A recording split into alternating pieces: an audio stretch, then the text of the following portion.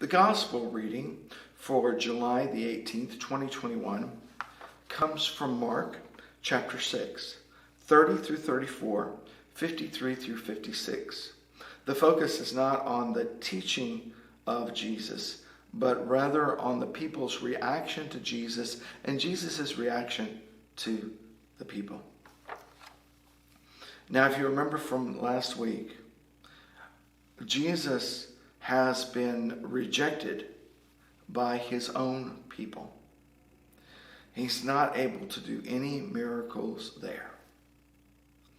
And so he leaves there and he goes into the rest of Galilee, and people start hearing about the wonders he's doing. Even Herod takes notice, as we heard last week.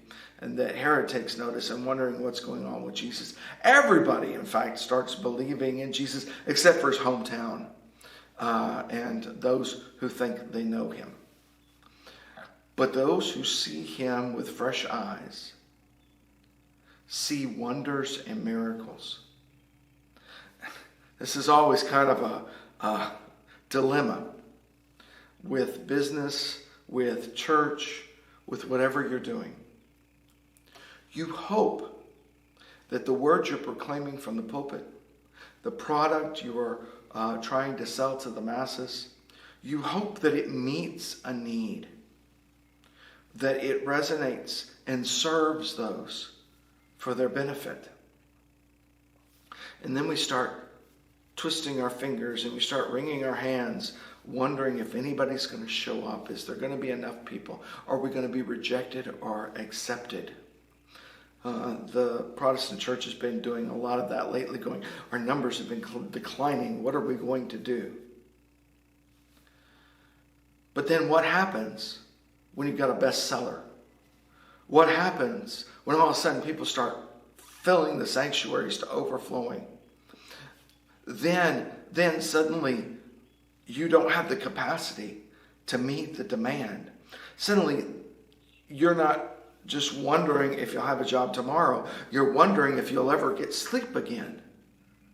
Because what you have given them, what you have sold them, what you have proclaimed to them hits home.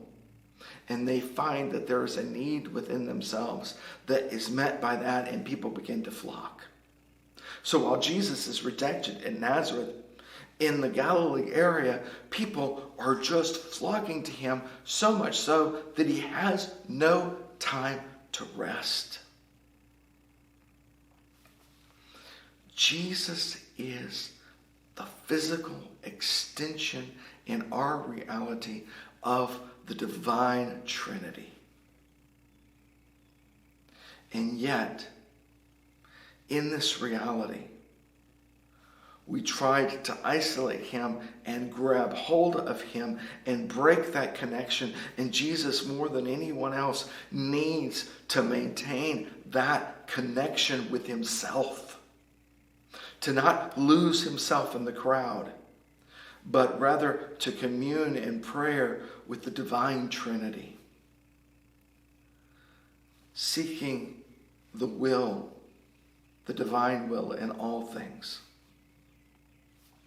And not let the human pressures narrow his focus.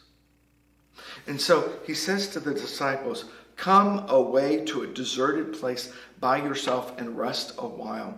The word that Mark uses, that deserted place, is the same word that is referred to when Jesus goes off in the wilderness.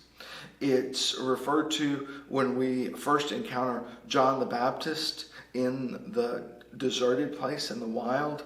And it is also where Moses goes to search for that lost lamb. When he encounters the burning bush, he goes to a deserted place.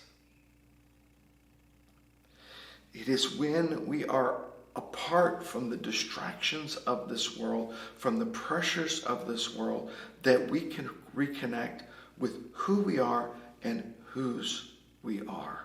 We can hear God more clearly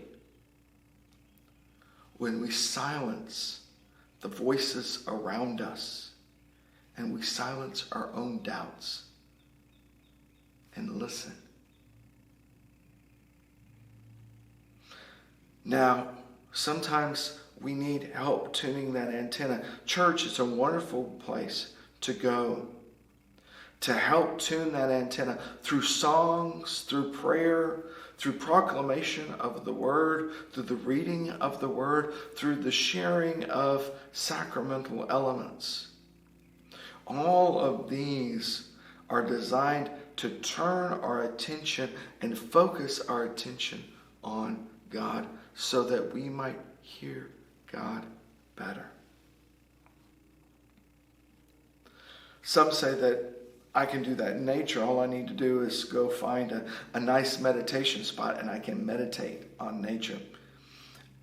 And part of that's true. You can meditate and you can feel the wholeness of creation. You can feel the goodness of creation. But it doesn't always connect you with the creator of creation. Meditating on God's general revelation in creation, or celebrating God's specific revelation of Jesus Christ in a congregation. These help direct our attention away from the chaos of the world in a deserted place, in a place set aside. But notice that when Jesus goes to that deserted place, when Jesus goes to focus on being with the Father and bringing the disciples so that they might learn to do that, the people follow and search for him. Jesus in the deserted place not only reconnects with the Father, reconnects with the mystery of the divine Trinity, but Jesus is also reminded why God became incarnate. Because the people are like sheep without shepherds. They're lost. They're vulnerable. They attack one another instead of being a flock. And his gut literally twists, feeling their distress and their anguish. It's a gut-wrenching moment. That is the Greek term that we translate with as compassion, or to suffer with. He literally has a physical reaction to their pain and suffering and confusion and the state of being lost. And so he tends to them. And then they go to another location. When they crossed over, they came to Gennesaret and moored the boats there. But Jesus was instantly recognized, and they brought more of their hurting and those in need.